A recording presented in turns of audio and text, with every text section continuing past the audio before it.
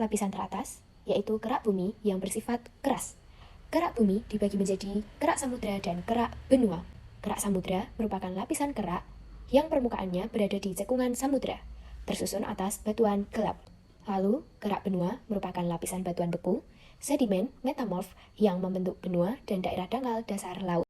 Lapisan yang kedua yaitu mantel bumi yang bersifat elastis. Kandungannya yaitu berupa magnesium, silikon, dan batuan yang mengandung zat besi dan logam. Lapisan yang ketiga yaitu inti luar bumi yang bersifat cair. Kandungannya berupa besi, nikel, dan belerang. Lapisan terdalam yaitu inti dalam bumi yang bersifat cair.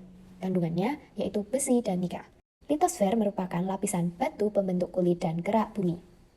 Ketebalan litosfer yaitu 1.200 km, terdiri dari dua lapisan, yaitu lapisan sial yang tersusun atas logam silisium dan aluminium dan bersifat padat dan kaku dengan ketebalan 35 km dan merupakan lapisan kerak.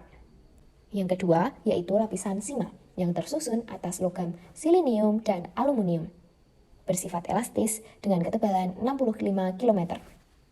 Manfaat lapisan litosfer: minyak bumi dan batu bara sebagai sumber energi, memenuhi kebutuhan industri, peralatan rumah tangga, bahan bangunan, maupun kendaraan bermotor. Mineral, emas, perak, intan dapat digunakan untuk perhiasan. Unsur uranium sebagai sumber energi dan bahan peledak. Nitrogen dimanfaatkan dalam bidang pertanian. Jenis-jenis batuan, proses terjadinya, dan contoh batuan. Batuan adalah kumpulan mineral yang telah mengeras atom beku. Siklus batuan diawali dari terbentuknya batuan beku, pelapukan batuan beku, pergerakan batuan, sedimentasi, metamorfosis, dan pencarian magma kembali.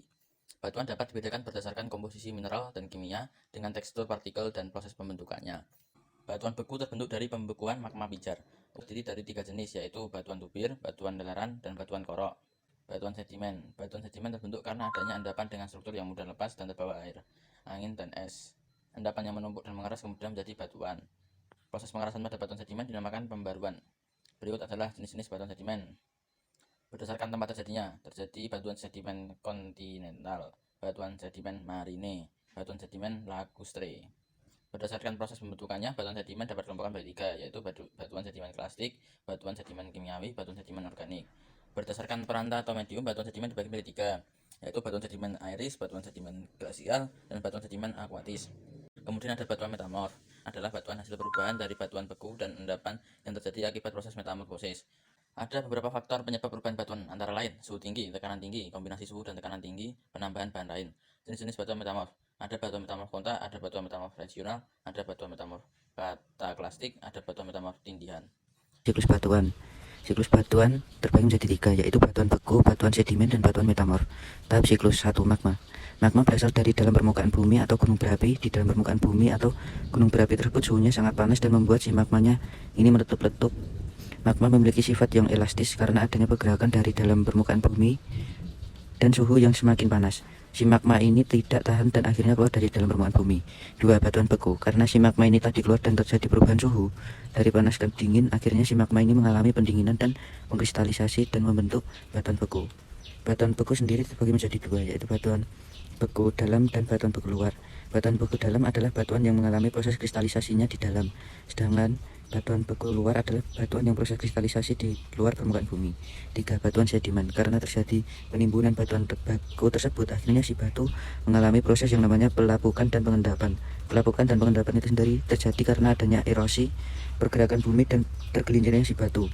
Karena adanya proses tersebut, akhirnya si batu beku tadi membentuk batuan baru yang disebut batuan sedimen. 4. Batuan metamorf. Batuan metamorf ini terbentuk karena adanya tekanan dan juga panas. Lalu batuan metamorf akan terdorong jauh ke dalam permukaan bumi. Karena di dalam permukaan bumi itu suhunya tinggi. Akibat batu metamorf ini pecah, melebur, dan mencair. Kembali lagi menjadi magma. Subbab keempat yaitu tenaga endogen. Tenaga endogen merupakan tenaga yang berasal dari dalam bumi. Dibagi menjadi 3, yaitu tektonisme, vulkanisme, dan seisme. Tektonisme merupakan tenaga dari dalam bumi yang mengakibatkan perubahan letak atau perubahan bentuk pada lapisan kulit bumi. Terdapat 2 gerakan tektonisme, yaitu epirogenesa dan orogenesa. Epirogenesa positif, yaitu gerak turunnya daratan sehingga permukaan air laut seolah-olah naik. Contoh, turunnya pulau-pulau di Indonesia bagian timur. Epirogenesa negatif, yaitu gerakan naiknya daratan sehingga permukaan air seolah-olah turun. Contoh, peristiwa naiknya Pulau Buton dan Pulau Timur. Orogenesa. Yang pertama yaitu lipatan. Lipatan dibagi menjadi 5, yaitu lipatan tegak, lipatan miring, overfold, recurrent fold, and overthrust. Yang kedua yaitu patahan. Patahan dibagi menjadi 2. Yang pertama slang atau graben.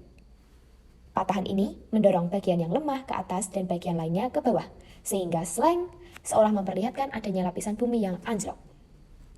Yang kedua, Hearst. Patahan ini mendorong bagian tengah yang lemah terdorong ke atas sehingga memperlihatkan adanya lapisan bumi yang timbul ke atas.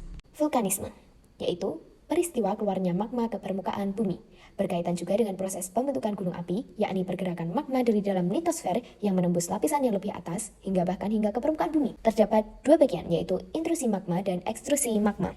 Intrusi magma, yaitu terobosan magma ke dalam lapisan litosfer tetapi tidak mencapai permukaan bumi. Dapat berupa batolit, lakolit, gang atau korok, dan diaterma. Ekstrusi magma merupakan peristiwa keluarnya magma dari dalam bumi hingga ke permukaan bumi. Dapat berupa lava, lahar, alfata atau piroklastika, dan juga ekshalasi atau gas. Seisme atau gempa, yaitu getaran yang terjadi di permukaan bumi karena pergerakan lempeng bumi atau kerak bumi. Seisme terjadi akibat dari pelepasan energi secara tiba-tiba sehingga menimbulkan gelombang seisme. Gempa dapat dibedakan menjadi gempa bumi runtuhan yang terjadi karena peristiwa runtuhnya gua-gua besar atau batu raksasa di sisi gunung dengan radius getaran tidak begitu terasa. Lalu gempa bumi vulkanik yang diakibatkan oleh aktivitas gunung berapi dengan radius yang lebih luas. Yang terakhir, gempa bumi tektonik yang terjadi karena proses tektonik di dalam litosfer yang berupa pergeseran lapisan batuan tua dan kemudian mengakibatkan dislokasi dan berkekuatan sangat besar dan meliputi daerah yang sangat luas. Tenaga eksogen. Tenaga eksogen merupakan tenaga yang berasal dari luar bumi, terdiri dari pelapukan, erosi, sedimentasi, dan mass wasting. Pelapukan, yaitu proses penghancuran massa batuan menjadi massa tanah. Dibagi menjadi 3, yaitu pelapukan fisik atau mekanis yang terjadi tanpa mengalami perubahan susunan kimia. Lalu pelapukan kimiawi, yaitu pelapukan yang mengalami perubahan susunan kimia. Dan yang terakhir, pelapukan biologis, di mana pelapukan yang disebabkan oleh organisme melalui aktivitasnya. Erosi, yaitu proses pengikisan permukaan bumi oleh media yang melibatkan pengangkatan partikel batuan. Jenis erosi ada 4, yaitu ablasi, korasi, eksarasi, dan abrasi. Ablasi, yaitu erosi yang diakibatkan oleh air. Terdapat 4 macam ablasi, yaitu erosi percik, erosi lembar, erosi alur, dan erosi parit.